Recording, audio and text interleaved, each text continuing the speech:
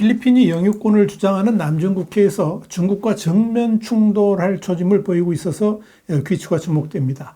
필리핀의 마르코스 대통령은 중국이 필리핀 영유권 지역에 대한 강압적이고 공격적 행동을 보이고 있다 그러면서 필리핀은 중국에게 자국의 영해를 1인치도 양보하지 않을 것이다, 이렇게 강력하게 경고했습니다. 말폭탄이 오고 가는 남중국해 상황을 Y타임스가 추적해 봤습니다. 지금 시작합니다.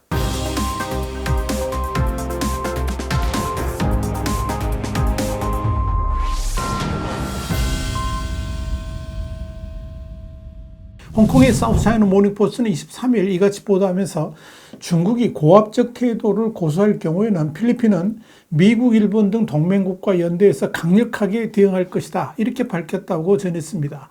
이와 관련해서 페르난드 마르코스 대통령은 규칙에 기반한 국제 질서와 오랜 기간 이어온 국제적 동맹들의 지원을 받아 긴밀히 협력하면서 이 국가의 주권과 무결성 보존을 끝까지 추구할 것이다, 이렇게 밝혔습니다.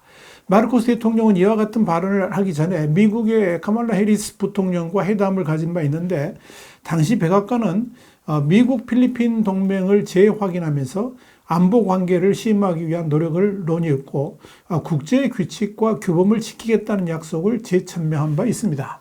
이렇게 필리핀과 중국 사이에 정면 충돌 조짐이 일고 있는 가운데 필리핀이 중국과의 영유권 분쟁 지역인 이 남중국해에서 미국과 합동 순찰에 나서자 중국이 미사일 호위함을 보내서 맞대응하는 사태가 벌어졌습니다. 필리핀은 지난 21일부터 3일간 미국과 함께 남중국해에서 해상 공중 순찰을 시작했습니다. 필리핀과 미국은 지난 2월 중국의 위협에 공동 대응하겠다 그러면서 올해 안에 합동 해상 순찰을 재개하기로 합의한 바 있는데, 이 약속을 현실화한 겁니다. 필리핀은 이번 순찰에 해군 함정 3척, 그리고 FA-50 전투기 2대, A-29B 슈퍼 투카노 경공격기 등을 투입했고, 미국은 연안 점투함, 그러니까 LCS하고 해상 초계기 P-8A 등을 파견했습니다. 필리핀군은 양국의 합동 순찰이 대만과 약 100km 떨어진 필리핀 최북단 바타네스주 마부리 섬에서 시작됐다라고 설명했습니다. 문제는 이번 훈련 지역이 중국과의 영유권 분쟁을 일으키고 있는 지역이라는 점입니다. 필리핀과 중국은 이 남중국해 스프레트리 군도 세컨드 토마스 암초를 둘러싸고 영유권 분쟁을 벌여왔습니다. 사실 이곳은 유엔 해양 협약에 따라서 이 필리핀의 배타적 경제수요, 그러니까 EEZ에 속합니다. 그러나 중국은 이를 반박하면서 스프레트리 군도를 포함해서 남중국해의 90%에서 영유권을 막무가내로 주장하면서 이 필리핀뿐만 아니라 인접국들하고 마찰을 빚고 있는 겁니다. 특히 2016년 국제상설재판소 판결에도 불구하고 중국은 계속해서 영유권을 고집하고 있고, 그래서 갈등은 지금도 이어지고 있습니다. 중국은 이번 미국 필리핀 합동 순찰에 대해서 텐준이 중국 인민해방군 남부정부 대변인이 23일 담화를 냈는데요. 해군 윈청함이 지난 21일부터 남중국해에서 규정에 따라 순찰하고 있다고 밝혔습니다. 2009년 취역한 윈청함은 중국 해군의 주력 호위함인 054A형으로 대공, 대잠, 대함 등 여러 분야 작전을 수행할 수가 있습니다. 텐 대변인이 이어서 이 기간 필리핀은 여교의 세력을 끌어들여서 남중국해를 순찰하며 소란을 피우고 있다 그러면서 이것은 지역 평화와 안정을 파괴하는 것이고 남중국해 분쟁 당사국 행동선언, 그러니까 DOC 정신에 위반되는 것이다, 이렇게 비판했습니다. 그러면서 이 남부정부 각 부대는 고도의 경계를 유지하면서 국가주권 안보와 해양 권익을 수호하고 남중국해 지역의 평화와 안정을 수호할 것이다, 이렇게 강조했습니다. 중국 측의 이런 대응에 대해서 마르코스 대통령은 중국이 남중국해에서 필리핀과 가까운 암초에 점점 더 많은 관심을 보이고 불법적인 도발 행위를 지속하면서 긴장 상황이 악화되고 있다라고 강력하게 비난했습니다. 또한 그는 1951년 상호방위조약을 체결한 동맹국 미국 외에도 이상과 가치를 공유하는 국가들하고 관계를 강화해 나갈 계획이라고 그러면서 한국, 일본, 호주 등을 언급했습니다. 실제로 미국과의 해상 순찰 직전인 지난 11월 20일까지 필리핀은 미국, 일본, 한국, 영국과 11일간 합동 군사훈련을 실시한 바 있습니다. 이 주목할 것은 필리핀의 이런 군사적 행동이 마르코스 대통령과 시진핑 중국 국가주석 간의 회담 직후에 벌어졌다는 점입니다. 양국 정상은 지난 18일 미국 샌프란시스코에서 열린 아시아태평양 경제협력 전액의 APEC 정상회의에서 만나서 마찰을 빚고 있는 남중국해 영유권을 놓고 긴장 완화 방안을 논의한 바 있습니다. 이후에 회담 결과에 대해 양측 모두 함구하고 있지만 아무런 합의를 이루지 못한 것으로 알려졌습니다. 일단 마르코스는 양국 선박의 충돌을 비롯해서 최근 남중국해에서 발생한 갈등 사례에 대해서 우려를 표하는 한편 자국 어부들이 겪고 있는 어려움을 강조한 것으로 알려졌습니다.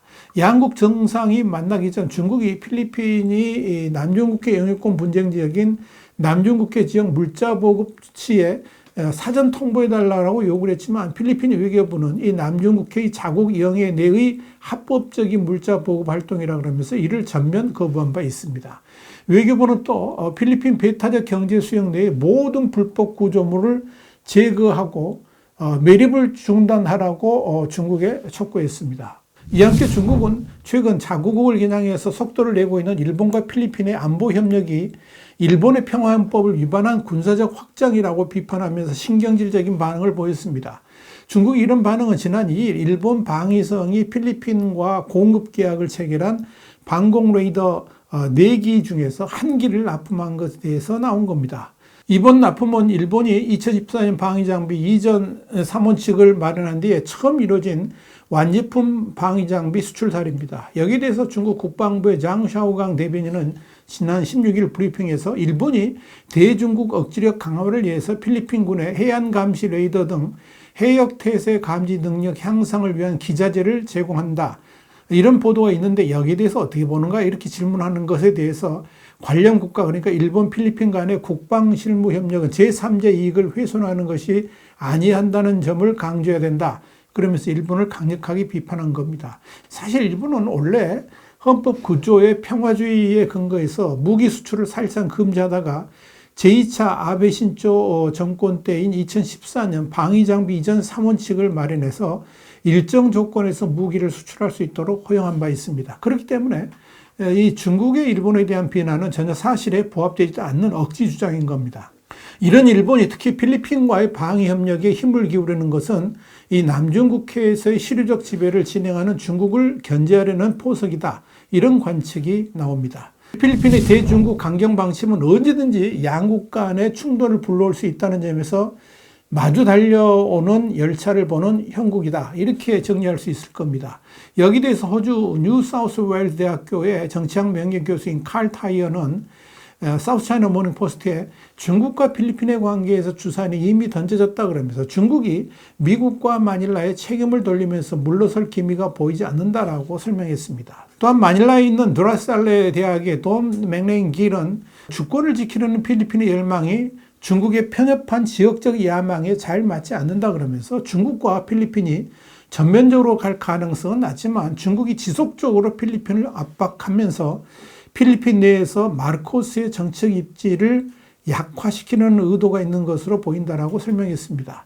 윌슨 센터의 아시아 프로그램 연구원인 프라샨트 파라메스와라는 중국이 계속 자기 발에 총을 쏘고 나서 마닐라나 워싱턴이 방아쇠를 당겼다라고 비난할 수는 없는 노릇이다. 그러면서 이 중국이 자신의 행동으로 말미암아 필리핀 정부를 다시 한번 미국과 가까워지게 하고 남중국해에서 분쟁이 발생할 위험을 심화시킨 것에 대해서 반성해야 된다라고 지탄했습니다. 그는 이어서 중국이 조심하지 않으면 필리핀과 같은 더 많은 국가를 베이징에서 워싱턴으로 몰아넣어서 미중 경쟁을 악화시키고 잠재적 분쟁의 위험을 증가시킴으로써 자국의 함정에 빠지게 될 것이다. 이렇게 강조를 했습니다. 그의 말대로 대부분의 동남아시아 국가들은 중국을 주요 무역 파트너로 간주하면서 미중 경쟁이 격화되는 상황에서 어느 한편을 들지 않겠다라고 말했지만 최근 들어서 일부 정부에서는 우려의 목소리가 점점 커지고 있는 조짐이 나타나고 있습니다. 지난 8월 중국이 이 남중국해 대부분에 대한 영유권을 일방적으로 주장하는 새로운 표준 지도를 발표하자 말레이시아, 인도네시아, 베트남, 필리핀, 브루나이 등 이 지역의 강력한 반발을 불러일으킨 바 있습니다. 이에 대해서 칼 타이어 교수는 베트남이 올해 초 미국과의 관계를 포괄적 전략 동반자 관계로 격상하면서 중국의 배타적 경제 수역 내 해양 존재에 대해서 불만을 표명했다라고 지적했습니다. 또한 남중국해 인근 나투나군도 배타적 경제 수역을 둘러싸고 중국과 갈등을 빚어본 인도네시아는 미국과 군사협력을 강화했습니다. 윌슨 센터의 파라미스 와란도 중국이 동남아시아 국가들에 대한 강압적 행동을 중단하고 남중국해에서 그들의 이익을 존중할 방법을 찾아야 된다 그러면서, 그렇지 않으면 경제 영역을 포함한 다른 영역에서 분쟁의 위험을 심화시키고 중국의 체면도 손상될 수 있다라고 경고를 했습니다. 결국 이 중국이 남중국해의 90%에 대해서 영유권을 주장하면서 강압적 정책을 쓰는 것은 중국이 이 지역에서 어떤 힘을 갖고 있는지 시험하는 것인데, 이를 계속 추구하다가는 큰 코 다칠 수도 있을 것이지만 중국이 상대국의 이익을 존중하면서 공존하는 길을 간다면 윈윈 하는 단계로 접어들 수도 있을 것이다. 이렇게 판단할 수가 있을 것입니다. 화이트함 정세 분석이었습니다. 감사합니다.